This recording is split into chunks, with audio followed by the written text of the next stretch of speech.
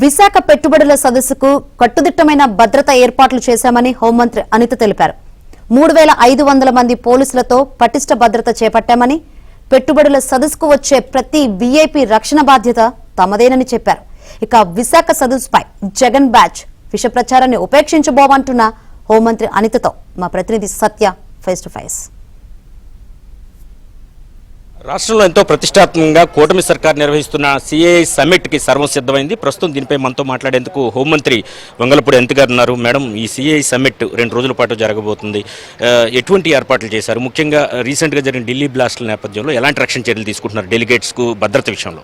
యాక్చువల్గా ఢిల్లీ బాంబు సంఘటన జరిగిన తర్వాత నుంచి ఇమీడియట్గా గౌరవ డీజీపీ గారు, అదేవిధంగా గౌరవ ముఖ్యమంత్రి గారు అందరూ కూడా ఆదేశాలు ఇవ్వడం జరిగిందండి. ఎవ్రీవేర్ ప్రతి చిన్నది కూడా మనం తనిఖీలు చేసుకోవాలని చెప్పి వచ్చే వాళ్ళని అంటే ఇన్ రూట్లోని అట్ ద సేమ్ టైం ప్రతి చోట మాకు అనుమానం ఉన్న ప్రతి చోట కూడా ఈరోజు తనిఖీలు ఆల్రెడీ 3 days నుంచి తనిఖీలు నిర్వహిస్తున్నాం. చుట్టుపక్కల జిల్లాల నుంచి కూడా సుమారుగా 50 drones తీసుకొచ్చి 70 drones సర్వేలెన్స్ ఈరోజు తీసుకుంటున్నాం.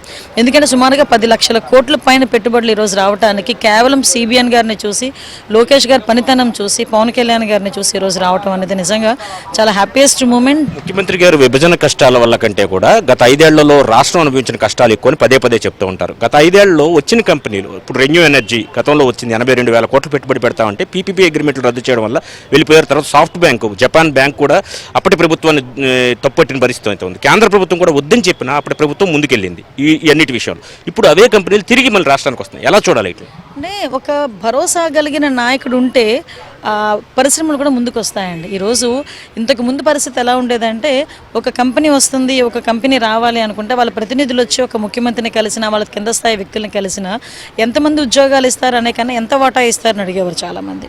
లేదు, ఇవ్వకపోతే మీరు ఇక్కడికి రారు, మీ భూములు లాక్కుంటామనో, మిమ్మల్ని ఇబ్బందులు పెడతామని బెదిరించే పరిస్థితి.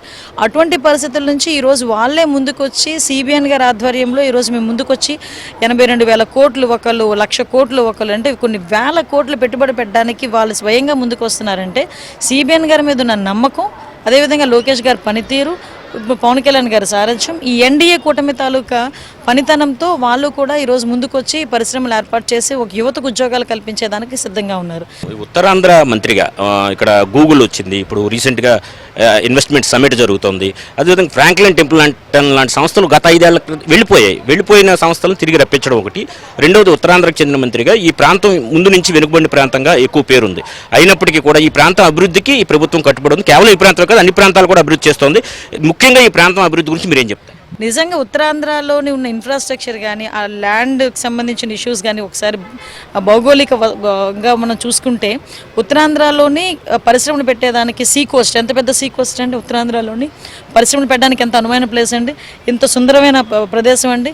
అంటే ఒక పక్క నుంచి మనం అరకు, అదేవిధంగా పాడేరు అటువంటి ఏరియాస్లో ఏజెన్సీ ఏరియా ఎంత ఉందండి. చూసుకుంటే ఒక పక్క పర్యాటకానికి కానీ, పరిశ్రమలకి కానీ బాగా అనువైన ప్లేస్ ఏదైనా ఉంది అనుకుంటే ఉత్తరాంధ్ర. మొత్తం మీద ఉత్తరాంధ్ర అభివృద్ధికి కూడా, ఈ ప్రాంత అభివృద్ధికి ఈ సిఐ పార్ట్నర్షిప్ సమ్మిట్ ఉపయోగపడుతుందని, అదేవిధంగా గూగుల్ లాంటి సంస్థలు రావడంతో ఈ ప్రాంతంలో ఐటీ రంగానికి కానీ, అదేవిధంగా పారిశ్రామికంగా కానీ మరింత స్కోప్ ఉందని చెబుతున్నారు. అన్ని ప్రాంతాల సమాభివృద్ధికి తాము కృషి చేస్తున్నామని చెబుతున్నారు. ఇదే సమయంలో గత 5 ఏళ్లలో జరిగిన పొరపాట్లను సరిదిద్ది తిరిగి ఆ కంపెనీలను రాష్ట్రానికి రప్పించడంలో కూడా తాము ఎంతో కృషి చేస్తున్నామని హోంమంత్రి అనిత గారు చెబుతున్నారు. ఇది ఇక్కడ పరిస్థితి. కెమెరా పర్సన్ సాయితో సత్య, ఏబిఎన్ ఆంధ్రజ్యోతి, నోవోటెల్, వైజాగ్.